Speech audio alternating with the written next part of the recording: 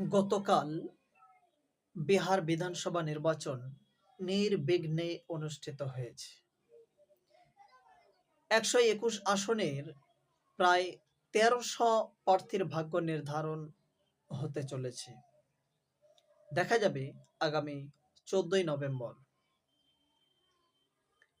এই নির্বাচনে প্রায় ৫০০ কোম্পানির আধা সামরিক বাহিনী নিয়োজিত ছিল।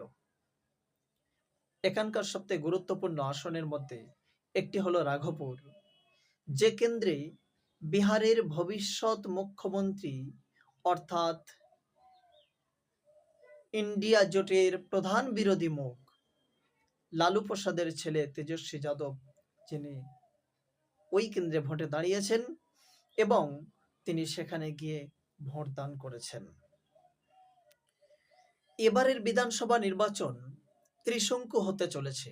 একদিকে বিজেপির নেতৃত্বে এনডিএ জোট, অপরদিকে তেজস্বীর নেতৃত্বে ইন্ডিয়া জোট এবং তৃতীয় ফ্রন্টে রয়েছে প্রশান্ত কিশোর, আসাদুদ্দিন ওয়াইসি সহ অন্যান্য দলগুলি।